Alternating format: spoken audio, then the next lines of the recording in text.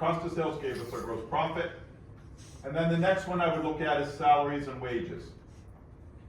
So let me see if I can make this a little better. Okay, salary and wages.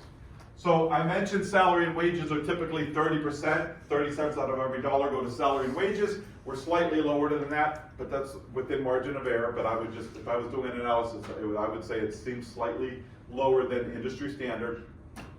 And that we're spending 30% of employee benefits, is 30% of salary and wages is industry standard. And remember that 30%, because you're going to have other calculations in this class. Sometimes it's in the 20s, sometimes it's in the higher 30s. That just depends on how much employers are spending on providing their employees benefits, employee meals, paid sick time, health care, all those sorts of things. So a 30% is industry standard, but if you see one in the 20s or teens in anything we do, that would just represent an employer giving baseline, very basic benefits.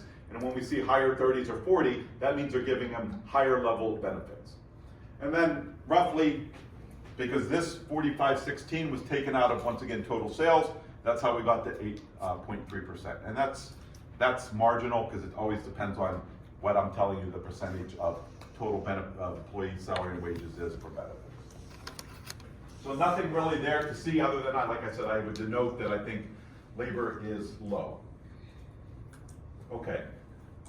I'm not going to, I'll show you the answers, and you have the answers when I ask you to do this. But everything else that you see that is still in yellow needed to be calculated. Once again, if I gave you a dollar amount, you were dividing it by total sales. If I gave you a percent, you were multiplying it by total sales. And that's how you got to this.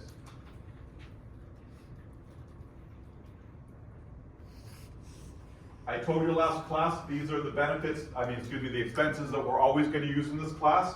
But I did tell you eventually we'll break out salaries, which are fixed, and wages, which are variable, especially as we start that fixed and variable conversation.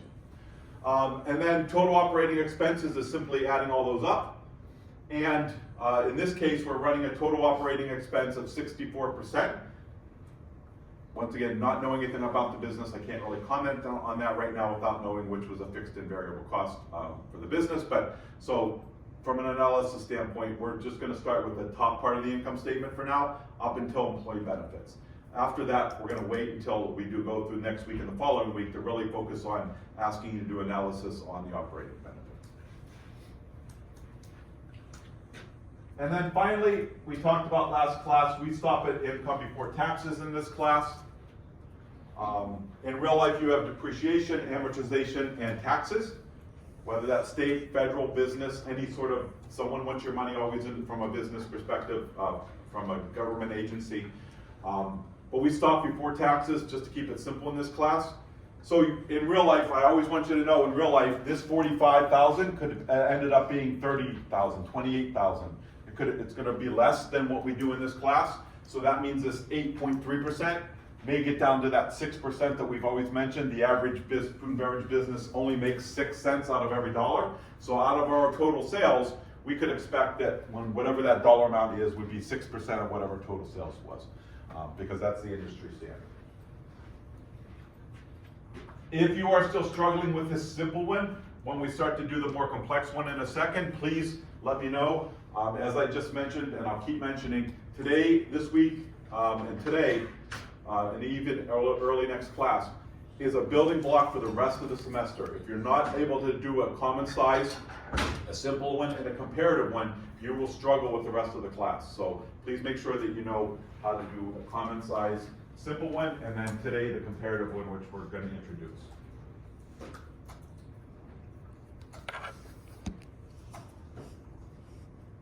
By the way, this is the comparative one that we're going to do in a couple minutes. You see 2 years, first quarter of 2025, first quarter of 2026, and then the percentages, but I'll walk you through it.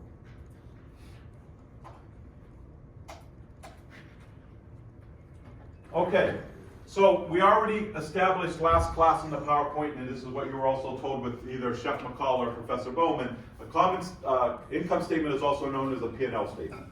Our industry really does call it a P&L statement more than an income statement, so P&L means profit and loss. And when we talk about the common size, it's also referred to as a vertical analysis.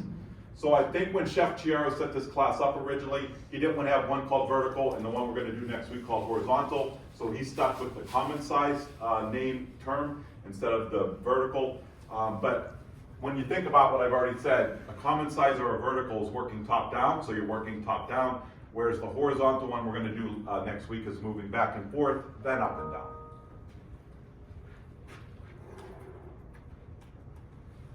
As I already mentioned, we're always looking at, other than food to food, beverage to beverage, we're comparing everything else to total sales as a percentage. So we want to know how much our rent was as a percentage of sales. We want to know how much our marketing was as a percentage of sales. We want to know what our gross profit was as a percentage of sales. And as managers in this industry, you're not often held to dollar amounts, you're held to percentages. So if you were supposed to have a certain cost be at 5% and you're 5.6 or 5.33, you're probably going to have someone talk to you and say, you need to control this cost. Why was this cost higher? How are you going to get this cost back in line? So as managers in our hospitality industry, we're held to percentages more than dollar amounts.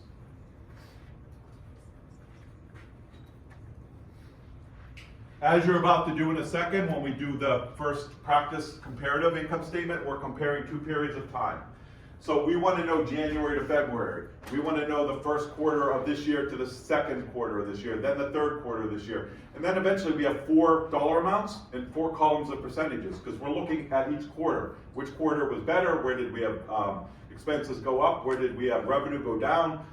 We were able to compare all that. We don't do 4 quarters. We only always use 2 columns. 2 columns of dollars, 2 columns of percentages. But in real life, you could have as many columns of numbers and percentages as you want.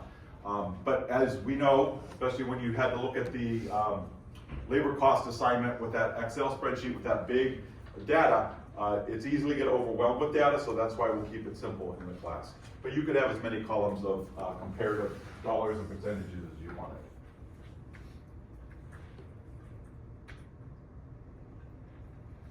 And then as we kind of very rudimentarily just went through, when you look at numbers, no matter what type of financial document we do in the second half of the semester, you need to start interpreting them based off of whatever you know about our industry and costs.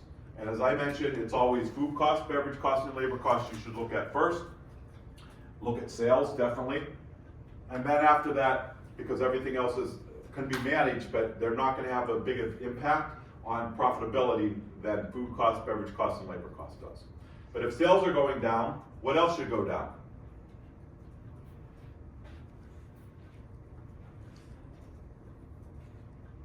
If sales if the sales volume, sales revenue of a food and beverage operation goes down, what else should go down on an income statement?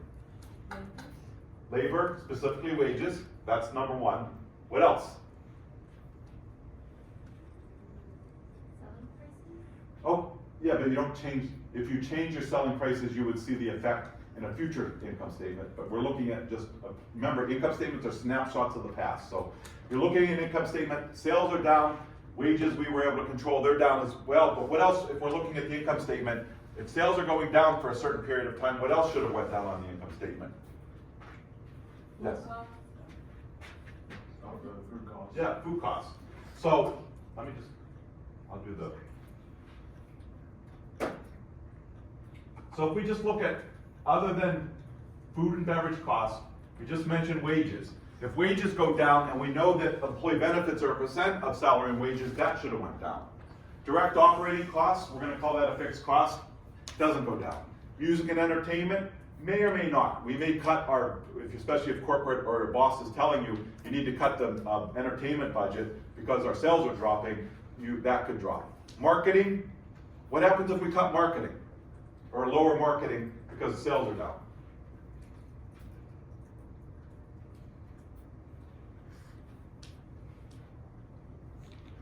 If you're a business, what happens if you cut your marketing? We fired our social media coordinator. What's going to happen? Sales go down? Sales go down. So if we cut our marketing, that could be like cutting off our feet. It could hinder us long term. So we probably wouldn't want to cut marketing. We may want to figure out if we can trim anything, but we're not going to cut it significantly. Utility services, cost of doing business, unless you're going to have someone running around turning off equipment and turning on equipment, you're not really changing utility service. Our gas, electric, all those things are gonna stay the same. Repairs and maintenance, unpredictable. You can't tell me when your dishwasher is gonna break or your combi oven is gonna break. So that's not gonna change. I mean, that could actually be something that hinders you even more. Occupancy costs pretty much are gonna be considered a fixed cost. Depreciation we can't control. General and admin we can control a little bit, but for the most part that's fixed. And interest is fixed. So when we talk about where you can control things, it's always gonna be labor, food costs, and beverage costs. Everything else we just talked about, you can control, but they're not gonna make a huge impact on the bottom line usually, especially when you see percentages that at the most of what we see other than labor is 4.7, which is occupancy cost, 5.0, everything else, some of them are as low as 0.03 or 0.3.